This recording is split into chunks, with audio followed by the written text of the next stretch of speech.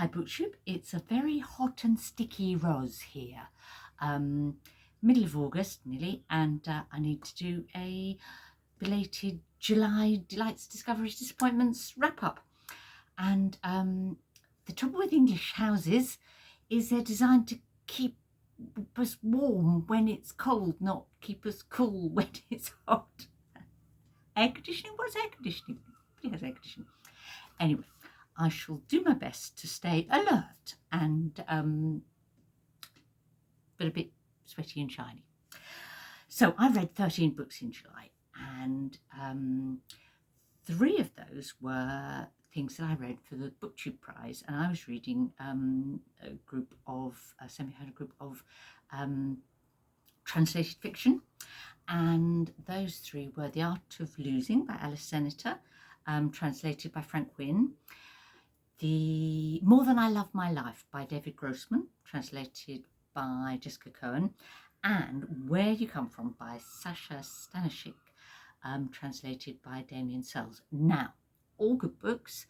The one that went through to the next round was The Art of Losing. Not my favourite, but good.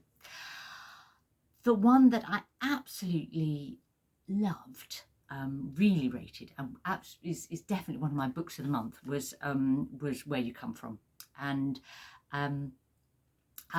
it would seem a shame not to, just say that in this wrap up, but I'm not going to talk anymore about those 3 books because I made a BookTube Prize video rating the 6 things I read for translated fiction, so you can go to that if you're interested in any of those 3. I'll link below. Another 3 of the things I read this month have also featured in another video because they were things that I read for Jane Austen July, and Tilly and I did a Jane Austen July highlights video, which again I can link to. They were, well, I reread Northanger Abbey, which was lovely, although it's not my favourite Jane Austen, but except that all Jane Austens are my favourite. It's just my least favourite. I read a lovely appreciation of her writing, sort of enthusiastic but erudite, which was A Fine Brush on Ivory by Richard Jenkins, and from the early 2000s.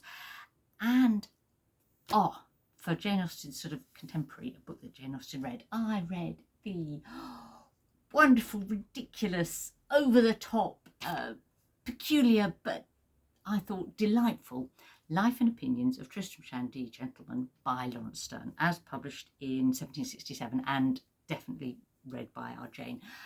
And but again, well, I'll come back to that one a little later on, but otherwise I'll leave those be because they're in another video. So that leaves me with seven lovely books I finished in this month, and they include 2 delights, 2 discoveries, 1 disappointment, and 2 books that are sort of in the middle somewhere. And I'm going to start with the 2 that were in the middle somewhere, and one of those is The Town by William Faulkner. Now, every summer for the last few summers, I've taken part in Faulkner in August, and I'm a host for that now, and that's to read something by William Faulkner. But this summer, we decided to read 3 books, 1 in June, 1 in July, 1 in August, the Snopes trilogy. And so The Hamlet was in June, The Town was the one I read in July, and I'm now 2/3 of the way through The Mansion, which is the August one. I will do a video about the whole trilogy. It feels like a hostly duty to do at least one decent video about Faulkner in August. Having said that, I think doing a trilogy may have not been perhaps the best idea, because I've almost had enough, or more than enough, Faulkner by the time I'm on to the 3rd in a row, 3 months in a row. So I'm happy that next summer we're back to just doing Faulkner in August, and I think we're going to do Absalom, which I think will really lend itself to that sort of group read. There we go. Now, the other kind of okay middly sort of book was my graphic novel or comic choice for July, and that was The Roles We Play by Sabba Khan, which came out in 2021, so quite up to date. Khan's a young British Asian writer and artist, and she's an architect by training, and that came out in the book in really interesting ways, because the graphic style she uses in the book, you can see it's got that sort of preciseness, I suppose, that you'd have in technical drawing.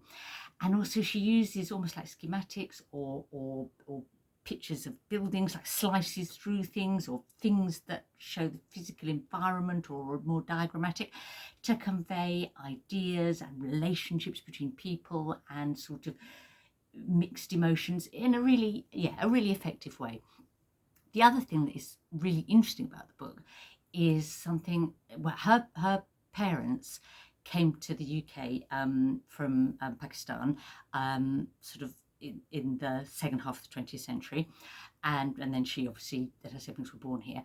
Now, something that I didn't know is that 2/3 of sort of British Pakistani immigrants come from one area of what's now Pakistan, called Mirpur, that after partition it was flooded, you know, as part of a huge hydroelectric damming project.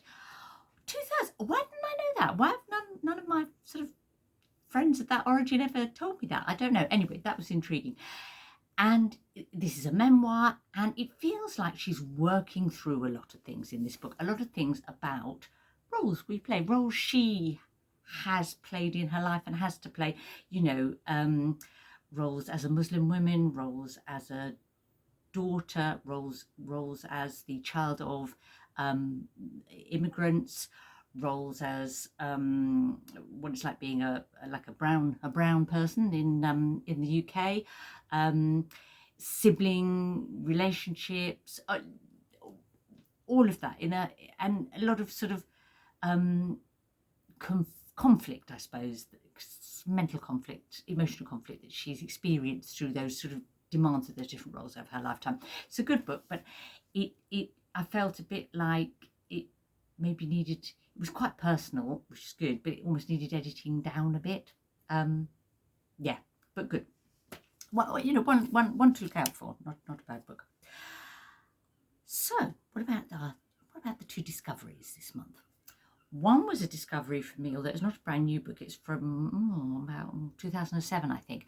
But it's called Reading the Ceiling by Dayo Forster. And it was a discovery because it's actually the first book that I've read by an author from Gambia.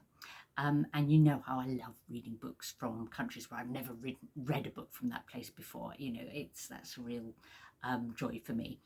And it's one of those curate's egg sort of books that's like really good in parts and then other bits sort of don't quite work. But I enjoyed it enough and found it interesting enough, with enough to say about it, that I will make a scallywandling video about it. So watch out for that in a couple of weeks' time, maybe. The other discovery was very much discovery, and it was a brand new, you know, debut novel that came out in June 2022, and you know, I read it in early in July. So but no longer a discovery, I guess, because it's got a lot of attention over the last few weeks and is now on the Booker Prize longlist, and that is Nightcrawling by Leila Mottley. Now, it's a debut novel. Mottley is a young Black American woman writer. She wrote this novel when she was 17, and it's a really impressive debut. Okay. But I don't want to be unfair to Mottley or this book. I enormously admire the accomplished writing style that she's achieved.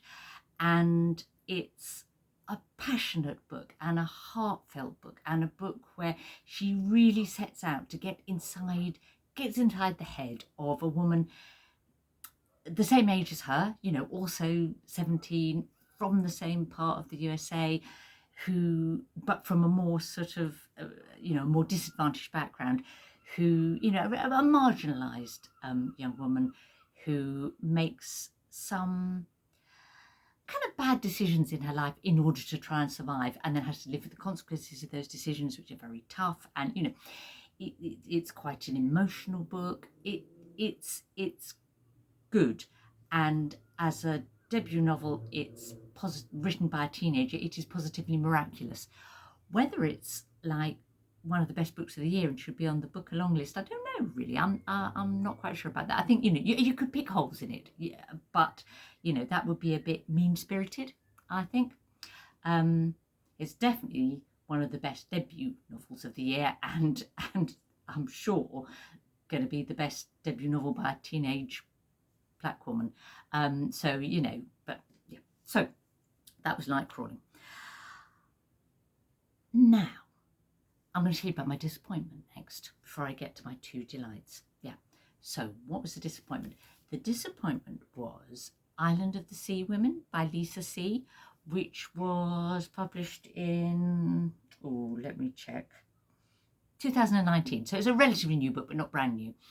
And why was it a disappointment? Well, the first thing to say about this book is that the context, the background, the setting is absolutely great, fascinating, very appealing to me and to a lot of readers. It's set on the island of Jeju in Korea. Now, with the Island of the Sea Women, is, as it says in the title, and Jeju, if you don't know, and it may well you do, but presuming you don't, it is has a really fascinating history, fascinating society, because the coastal villages on Jeju have a kind of matrifocal culture and economy. So not matriarchal, as in, you know, properties passed down in the male line and so on, but the economic mainstay of those communities was, and until relatively recently, the work that the women did as sea women, as free divers, fishing. So they would, you know, dive meters down for long periods to catch fish, or collect, you know, things like octopus and abalone and so on. Amazing feats of physical endurance and physical fitness, and you know, this book kind of goes from the 1930s up to the present day, following, you know, two women in particular and their story, and you know, but also, you know, you've got the war. Well, you've got Japanese occupation. You've got war. It's got loads of interesting stuff. So why was it a disappointment? Because for me, the actual writing of the book was a bit lackluster. You know, with historical fiction, sometimes, you know, when a writer's done all the research and they sometimes get characters to say things, not because those characters would have said those things, but because they need the reader to know, or they want the reader to hear that, you know, so they'll sort of explain stuff that maybe, you know, would be better just left for you to just sort of work out for yourself or discover. It was that kind of book for me. I think another element possibly is that family sagas are not really my thing. And no, I'm gonna moan now. I'm gonna moan. Okay, so when you get that kind of family saga-y thing, what you sometimes get is that for the benefit of the plot, you know, to get the drama that the plot, you know, the author feels the plot needs, people do things that doesn't really feel like real people do. You know, like people fall out and families have feuds and all of that, and friends, you know, stop being friends. But, you know, when you've got two women living in the same village for like decades, and they used to be really good friends, and just with a little bit of explanation to each other about their motivation, they could probably become friends again. But somehow it just never happens because they manage to just never speak to each other and never... No, I don't know. Doesn't win it for me. Having said that, this is a book that lots of people absolutely love. It's got lots of 5-star reviews on Goodreads. If you like a family saga, you probably will enjoy it. It was my real life group book, so I didn't DNF it, although I might have done otherwise because it was quite long, but I ended up kind of speed reading it a bit. Yeah, lots in it to like, but just not for me. So what were my two top delights of the month, discounting the one that was for the BookTube prize and the Tristram Shandy that was for Jane Austen July. Okay, so they were two books by dead white men. Now I say that because there's been a little bit of sort of controversy of sorts, you know, storm in a teacup sort of controversy in our patch of BookTube in the last few days about the term dead white men, and with, you know, some people, Mark of Book Time with Elvis, for example, you know, perhaps rightly saying that it's not awfully okay using that in such a pejorative way, you know, that you wouldn't think it was okay to talk about another particular group in a sort of dismissive way because of their sort of ethnicity or whether they're alive or dead or their gender. Well, so fair point, but I find it a useful phrase, and I find it a useful phrase because I guess growing up, you know, an awful lot of the books that we were encouraged to read or admire were by a disproportionate number of dead white men. And I've had to consciously make an effort in my life to achieve a more varied reading diet than that. But that doesn't mean that I don't still want to read books by dead white men and appreciate them, and, you know, and I do lots. And two were my kind of two of my top books of the month. One of those was The Tartar Steppe by Dino Buzatti. Buzatti? Yeah, Buzatti. Now, if you're not Italian, you may not have heard of this book or this writer. And if you haven't, I am here today to tell you this is a wonderful book, what a brilliant writer, and more non-Italian readers should read Buzatti and the Tartar Steppe. That's my preaching for this this video. I read it with Laura Vicini, who is, well, she used to have a channel and she still has does a bit of bookstagram, and she's Italian and she read it in Italian and I read it in English. But the key thing is that she said that Buzatti is one of the dead white Italian male writers that you're taught about at school and told you ought to read and or forced to read bits of, which is quite off-putting. She said certainly that was why she never read this as an adult. But we were both so glad we read this book. Now, why? It was written in the 1930s, but published in 1940. And then was banned under Mussolini. I think it's a banned book. How to describe this book? It starts seeming quite straightforward. So you meet this young man who's just completed his sort of army officer training, you know, in the sort of military academy, and he's going off on his first posting, and he's going up into the mountains to this fortress, this well-known fortress that guards part of the border of this unnamed country, and guards a kind of a deserty sort of plateau in the mountains that's referred to as the Tartar Steppe. So far, so good. Not that unusual, but this book becomes more and more peculiar, mysterious, odd, fascinating, bizarre, frankly, the further you go into it. You could read it as a kind of like an almost allegorical kind of critique of militarism and sort of the pursuit of, I don't know, military glory by blokes. Actually, I and Laura saw it more as almost like a kind of meditation on the futility of human existence. I don't actually feel like my existence is futile, but you know what I mean.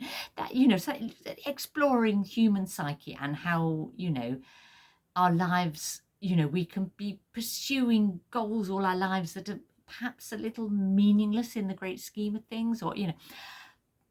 The book that in my head I was sort of comparing it to was The Magic Mountain by Thomas Mann, although it's less heavy-handedly philosophical than Magic Mountain, but equally beautifully read and fascinating in that way of taking this group of people, this group of characters that you kind of care about and are interested in, but put them in this sort of unique, almost enclosed, cut off situation away from the rest of society, whether that's a TB sanatorium or an army fortress, but either way they're this sort of cut off and develop habits and get stuck in that world, the world of their mountain existence.